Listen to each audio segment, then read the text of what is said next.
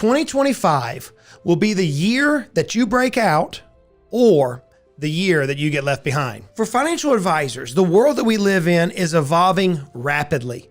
If I think about the last 20 years of my life, man, it's dynamically different today. One thing that hasn't changed is so many financial advisors rely on market performance to drive their enterprise value, market performance to drive their growth. But the reality is that true success as a business owner hinges on proactive strategies. Today, I'm going to share 5 essential truths that you must embrace to ensure that this year, 2025, becomes the breakout year that you dreamt of.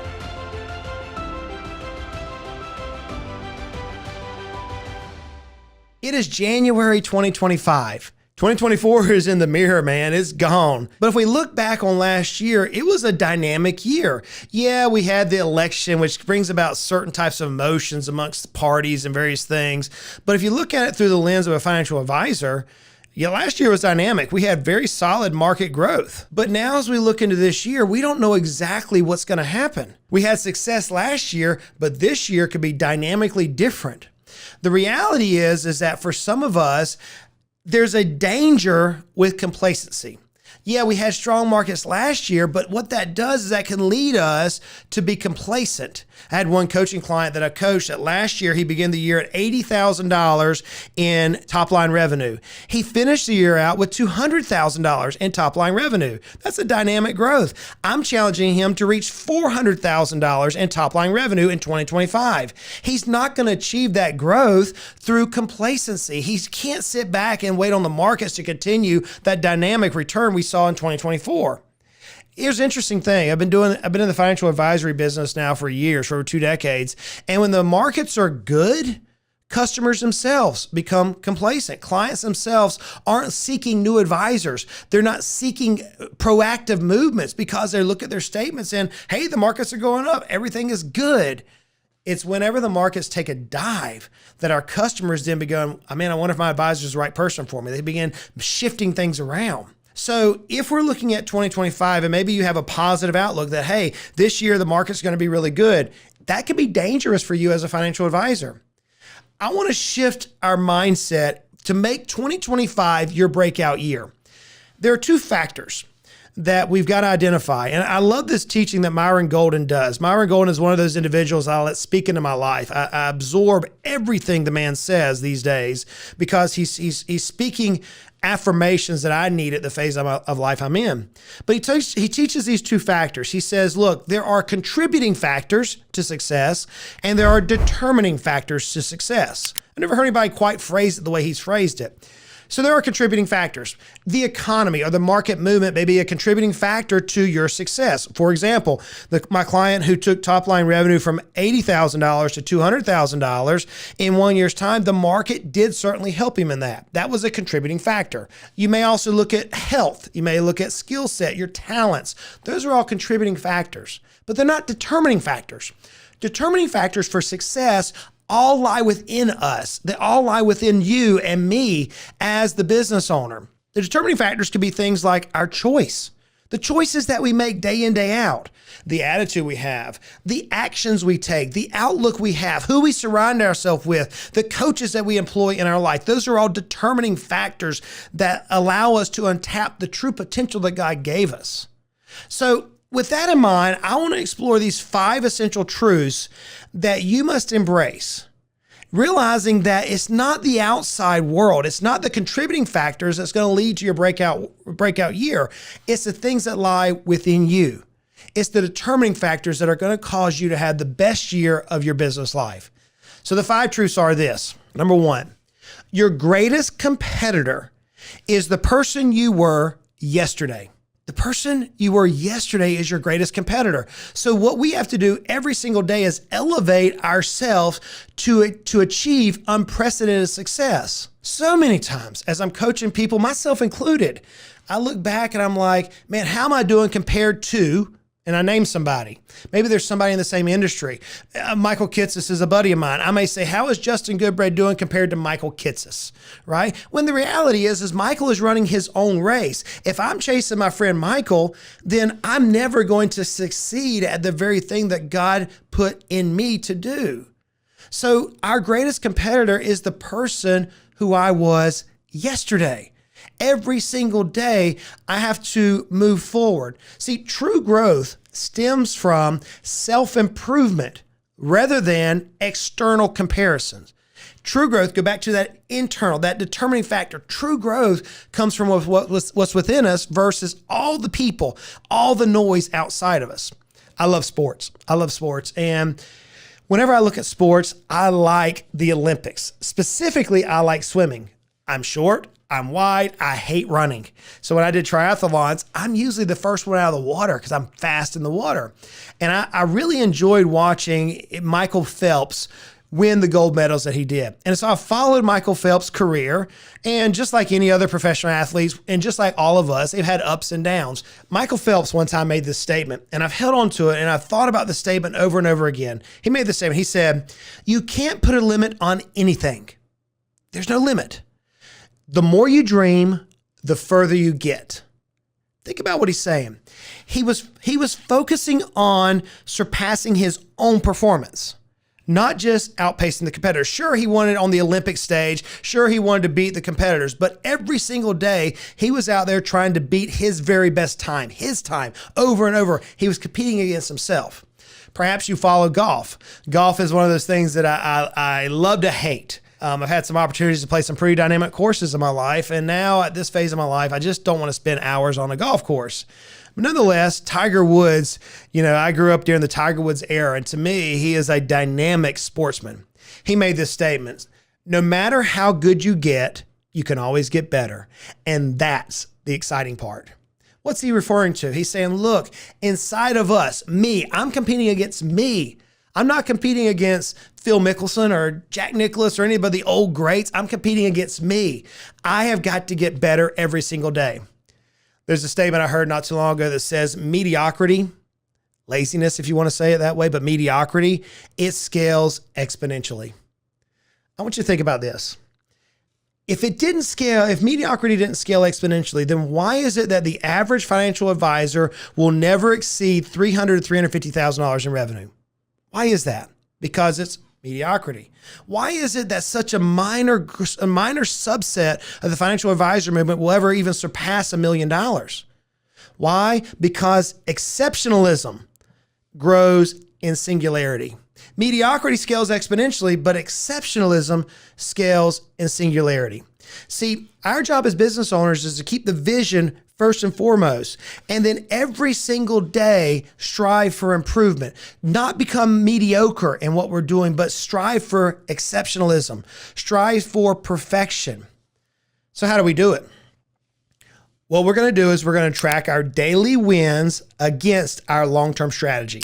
I personally do this. I remember my coach in my very first business, way back 30 years ago, my coach said, where do you want to be a year from now? And then what did you do today to move yourself toward that goal? And as I've been tracking that methodology now for 30 years, I got to tell you, there's days whenever I feel like I took 3 or 4 steps forward, and there's days when I feel like I took 100 steps backwards.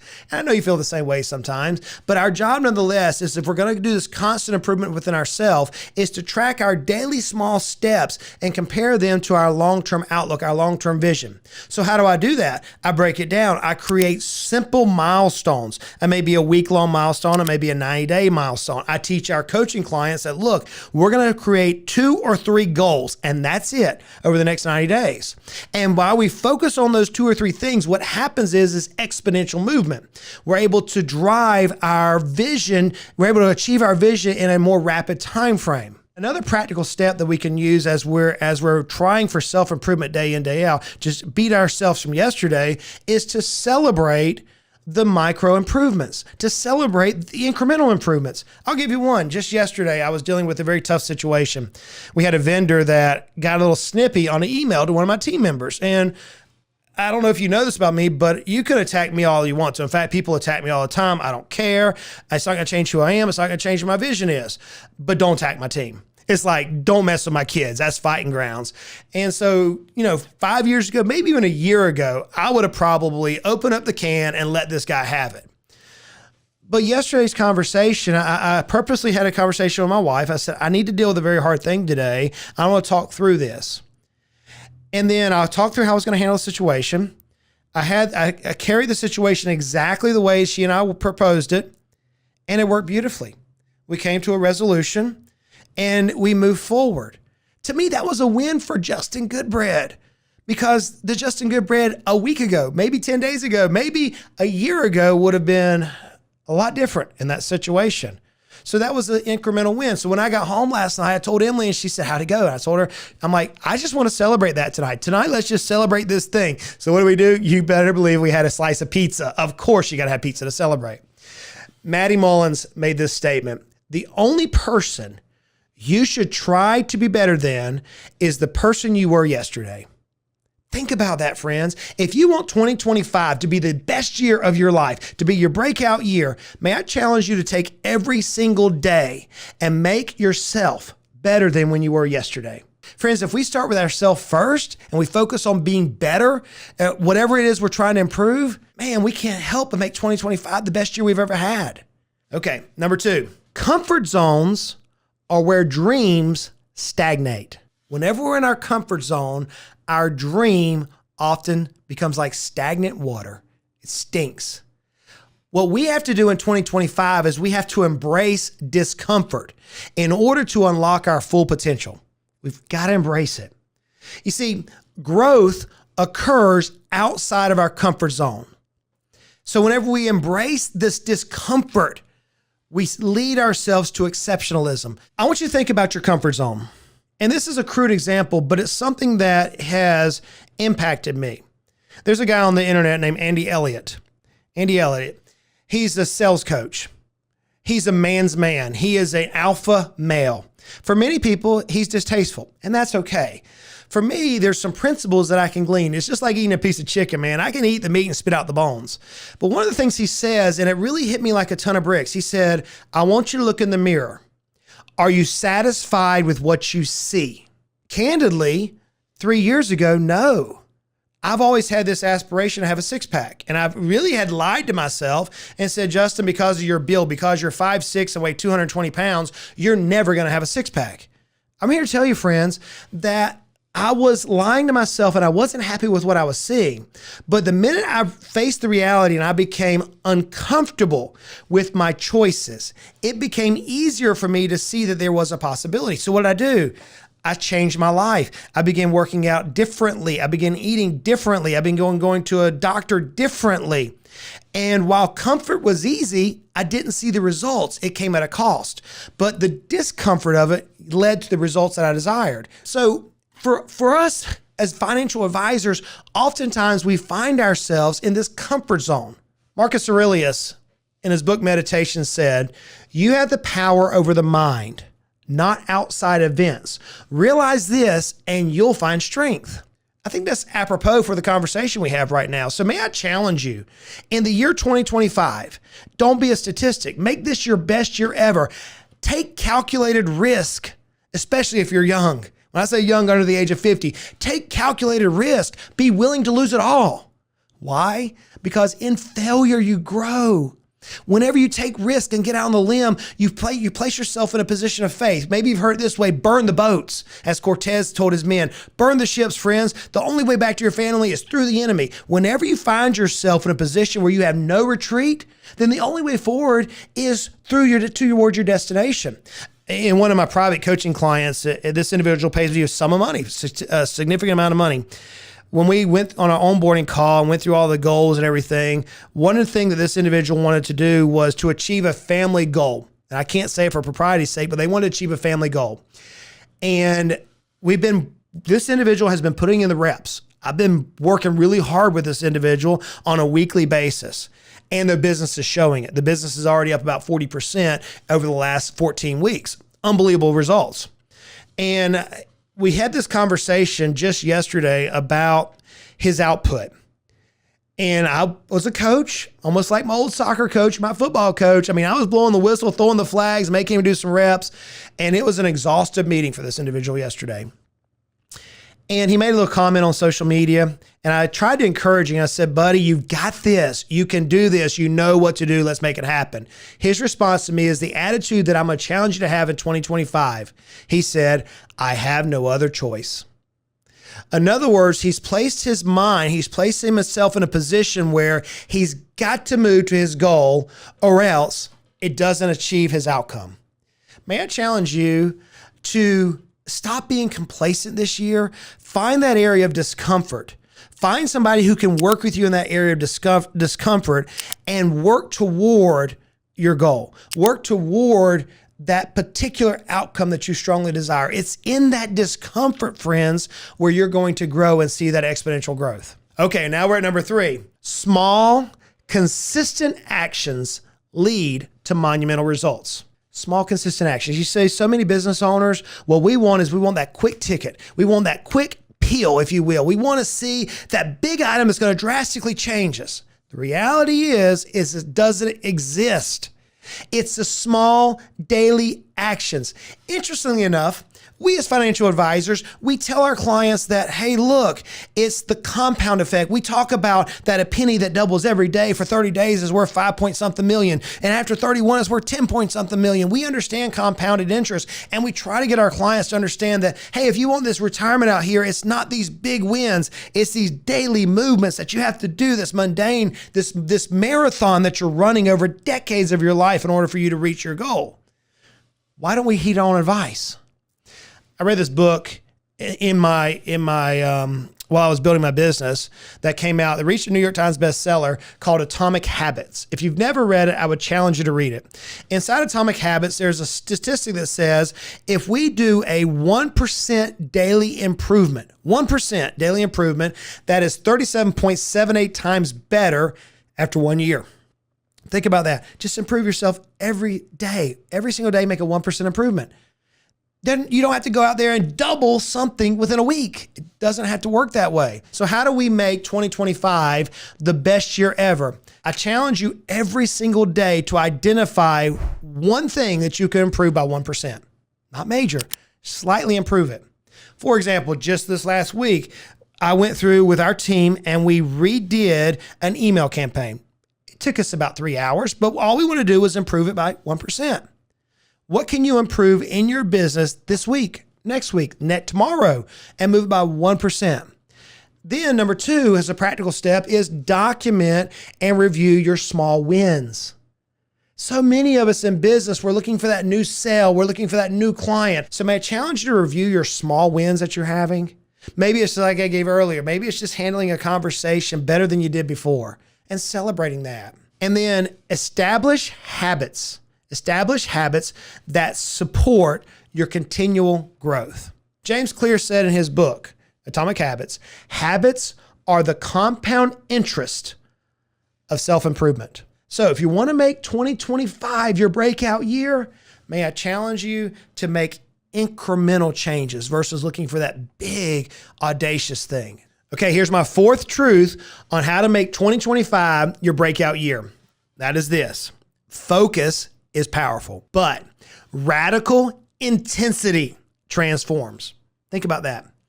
Radical intensity will change things. Focus is powerful, but radical intensity. When I say the word radical, it actually stems from the Latin word radix, which means the root. So I want to get down to the root of the matter, and I want to create intensity behind that particular root. In the South here, we can go out in the summertime when it's about 100, 105 degrees, and I could go out, if I'm not paying attention, I could get burned by the sun because the sun is powerful. It's interesting, though, that I can take a magnifying glass and I can take the sun's rays and I can harness it and get an intense laser beam through a magnifying glass on something like a leaf, a piece of board, a rock. I've literally done this with rocks. So I can take the magnifying glass and get that sun's rays that would not burn me and laser focus it onto that rock and watch the rock explode. Why? Because radical intensity transforms. You see, the problem with us, specifically financial advisors, myself included, and this is something that I discovered alongside my coach who kept saying, good, Brad, you've got to get focused. That is this. We have a tendency, especially in the early days of business, and candidly, most business owners deal with this consistently. I today still deal with this problem. We have a tendency to dilute our efforts by pursuing multiple different initiatives. When in reality is, if we laser focus on one thing, The one thing that's going to move our business at that particular point, greater than anything else, if we laser focus, we can have our breakout year. In our coaching clients, in our mastermind group, I have a group of advisors that are in this particular mastermind, and we meet together monthly, 90-minute call, and we talk through the movements that they have. And almost every single week, I'll make this statement: you're trying to do too much. Stop. What do you need to focus on? What specifically will change your company in the next 2 weeks? And inevitably, the thing that they know they need to do, they don't want to do, because we all don't want to do the difficult work. We want to do the hard work, just not the difficult work. But inevitably they say, you're right. And somebody else in the group will chime up and they'll say, hey, Goodbread, you're right, man. I remember whenever you challenged me with this, I was trying to do these 3 things. And when I got down to this one thing, dude, it changed my business that month. So the problem that we financial advisors have is that we try to focus on too much.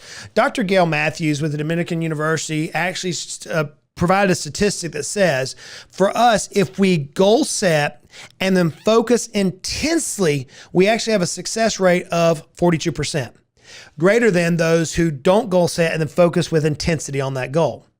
So as you're looking at this year, 2025, may I challenge you to bring your year-end goal down to 1 or maybe 2 things which truly matter. For most financial advisors, you can really have a breakout year if you focus on that 1 or 2 things. And may I challenge you, it's not to go out and get 50 new clients. That's not it.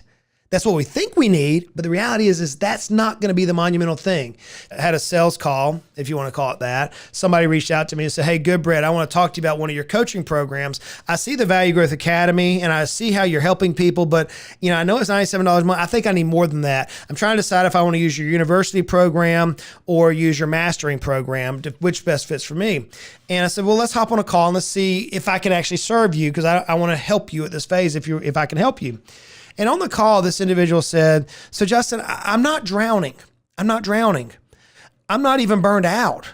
I know several financial advisors who are, and I've challenged them to work with you, but honestly, I feel like I could be doing more and I want to unlock my potential, but I don't want to reach that burnout mode. I don't know how to do it.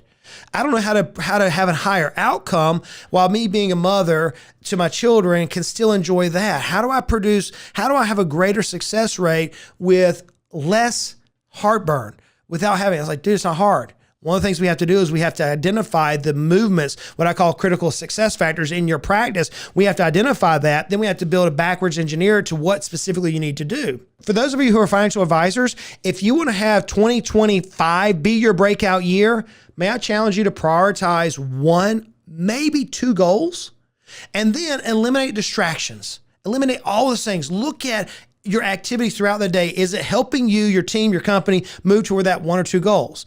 And then have somebody from the outside who can regularly assess that the activities you're doing is moving you toward that goal. This is where coaching and accountability comes in play. Look, we can't read the label when we're inside the jar. It's not possible. So by having somebody say, okay, this is where you want to go, these actions are going to derail you. Almost like the GPS on my offshore boat does. It says, hey, Goodbread, that wave just knocked us off. We need to get a little bit more back in line with where you're headed.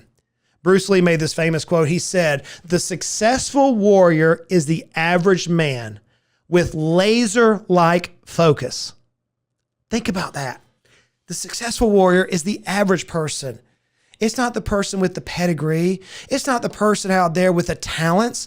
It's the average, mundane, run-of-the-mill person, nothing special, but has laser focus. I'm not something special. I don't have some unbelievable pedigree. I don't have an unbelievable mind. I don't have unbelievable talents. That's not me. I'm not a good mathematician. I'm probably a lousy financial advisor. But one thing I do have is if I set my mind to something, I'm going to reach it, period. Because I'm going to laser focus. I'm going to obsess over that problem until I can figure out how to achieve it. I've been doing that since I was a child. It's the way God gifted me. And what I've noticed is there are a lot of people out there, a lot of financial advisors who have the pedigree, who have the clout, who have the media attention, but yet they're average. Friends, you can make 2025 the year for your breakout if you become laser focused on 1, maybe 2 things for this year. You can do far greater than you ever dreamt was possible. Bruce Lee's right. The successful warrior is the average man with laser-like focus. Okay, number 5. I say the best for last. If you want to dominate in 2025, you have to obsess over creating value. Period. Mic drop, nothing else. But you've got to create value for your clients and for your business. I want to separate this mindset. Financial advisors are really good at working with clients and saying, where do you want to go? But oftentimes we're not very good at bringing a best-in-class value to the customers who desire best-in-class results. How do I know that financial advisors lack in creating value? Hop on Twitter or X. I'll show you my age here. Hop on X. Just watch what financial advisors are saying. Well, I would only charge this much money. I would charge an hourly rate. I would drop my fee down. I would provide more service. Why? Because they're not created value that a customer is willing to pay for. They become a commodity. So we need to focus on creating customer value. How do we do it? We have to understand our customers' problems, their pain points. Not at the superficial level, the deep problems. And friends, it's not, can my portfolio yield 2 or 3, 4% more? That's not the problem. It never is. We have to obsess over our avatar's pain points more than they have. So whenever that pain point surfaces, or whenever we can ask the right questions to reveal that pain point and get them to realize it, we already have the solution ready to meet that pain point needs. So we have to obsess over their problems. Number 2 is that we have to develop solutions before they ever need it to address that pain point. We have to do that. So many financial advisors do not know how to align their offer with their price point, with their marketing. We market one thing, we charge something else, and we do something else. And because of that, we're mediocre. We barely eclipse $300,000 as an industry in terms of revenue. Those advisors who eclipse and they grow their practices $1 million, $2 million, $3 million in top line revenue and greater, those advisors are the ones who understand, here is the value I offer to this particular client at this particular price point, and I can tell the world about this particular offer. So we have to create value for our clients, but not just our clients. We as financial advisors are very poor at creating value for ourselves. May I ask you a question? Do you know what your current value of your practice is? You say, good, Brett, I never thought about it. Here's a simple measurement. Take your previous 12 months revenue, top line revenue, and multiply by 2 or 3. So let's say perhaps you produce $100,000 in top line revenue over the last 12 months. That means your practice is worth $200,000 to $300,000. Rough, dirty math. That's about all you need right now. What if you could unlock some things? You could move that delta up. You could move the revenue number up while simultaneously moving the multiple up. You see, I'm going to challenge until the day I die for financial advisors and business owners to have an extreme laser focus on the value of their company. Why? Because if we measure our value, then we understand what we have to do within the company to increase the value. And as we increase the value, we increase the profitability. Many financial advisors, because I talk to so many of you, many financial advisors, you go out and you say, I'm going to go out and try to generate an additional $25 million of AUM this year. Okay, I'm going to tell you that's the wrong measurement. Well, Justin, how in the world do you believe that's the wrong measurement? Because you're doing the exact same methodology that so many other advisors do. You're following the masses. And if you follow the masses, you're going to get the results of the masses. How is it that a country boy who's not very smart in East Tennessee can start a business and within 49 months have an 8-figure exit? And by the way, I did not have to sell. Guys, I was taking 3-4 months off a year, making more money than I've ever made. My team was making more money than I've ever made. How did we achieve this? It's because we focused on value. We focused on saying, what is my company worth today? How much could it be worth? All revenues being the same if we improve some things. And now how do we reach a value point in the future that I'll be content with? One of my coaching clients received a valuation. Didn't cost a lot of money. I did an evaluation for him using some of my software, and I came in about $590. They paid a couple $1,000 for evaluation, and the practice came back at $620. So not that far off. And as I was talking to this individual, I said, here's the reality of the situation is if you try to sell today, you're going to have to do an earn out because of where your company size is and because the way the company's built. But if we could grow this value from 620 to $1 million or 620 to $1.5 million over the next year and a half, 2 years, which we could probably do it in about 18 months. if we can grow this, if we can double this value over the next 18 months, then what happens is that not only did you receive the income we're deriving as a dividend from the company, but you also just increase your net worth by $600,000. How would that feel to you and your spouse, your significant other, if we're also developing an exit plan for you to meet your goals? He's like, help me, sign me up. Yeah, let's roll.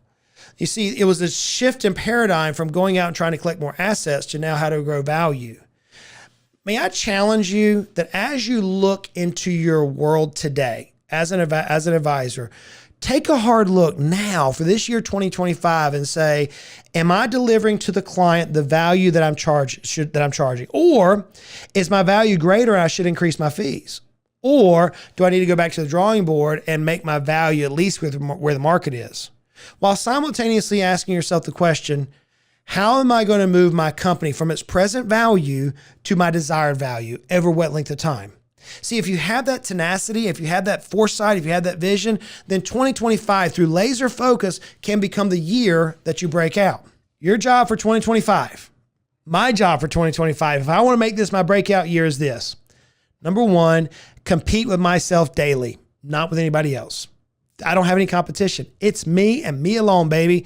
How am I going to beat Justin Goodbread tomorrow that he is today? That's my job. Number two is I've got to get uncomfortable. I've got to embrace discomfort. The way I do this is I hire coaches. I currently have 4 coaches in different areas of my business. I have my general coach and I have 3 other specialists. That's my business coaches. And by the way, I'm paying them a lot of money and I'm receiving the result of that value. It is helping me dynamically. I had a call with a client, a prospective client who said, hey, Goodbread, I want to talk to you for one-on-one coaching. I'm like, oh, I don't know if you want to do that, man. I don't think you're ready for this. And he said, no, I want to hire you for one-on-one coaching. I said, fine. My fee for what you're asking for is $10,000 a month. We're going to sign an 18-month contract. And he said, what will I get for that? And I said, here's what you're going to get. I outline it for him. And I said, but what will happen is for you is if you pay me that and you do what I say that you need to do, the results are going to be monumental. You may not need me more than a year. You may not need me more than 18 months, but the methods, the thinking, the framework will change your business for the rest of your life. So for me, I had to hire somebody to coach me and I had to listen to them. For you, you've got to become discomforted. You've got to get outside your comfort zone. Take a risk this year. Do something that you dream is crazy and lean into it. Number 3 is you've got to master the compound effect. Small incremental changes on a daily basis. 1% improvement every day. Nothing more than that. You don't have to make radical changes in order to achieve your goals, but you do have to make small incremental changes on the areas which are going to impact you and your business the greatest to help you reach that goal. Number 4 is you've got to harness radical intensity, laser focused. Laser focused. Often I'll say it this way. If my son Justice got deathly sick today and he needed a drug and that drug was going to cost $500,000 for that drug, and it was a miracle cure. You better believe, my dad used to say, you better believe it, son, that I'm going to move heaven and earth to get that drug for my son. That is radical intensity. Do you have radical intensity in your business today to help you make 2025 the best year ever? And then finally, you've got to create relentless value for your customers and for your business. Relentless value. Friends, 2025 is a blank canvas. It's a blank slate. If you will it, it can be your masterpiece. If you look at 2025 with these 5 points, these 5 truths, then you can make 2025 your breakout year. You will look back at the end of 2025 and say, whoa, what a ride. What a ride. All these factors, these external factors, which I used to think, man, they don't matter. I'm focusing on my determining factors and I am going to make this the best year of my life. Friends, you can do it. Remember, success is not owned, it's rented. And rent is due every single day. Friends, I hope you strive to make 2025 the best year of your business, of your life. Now, let's go out and make it happen. Y'all make it a great day.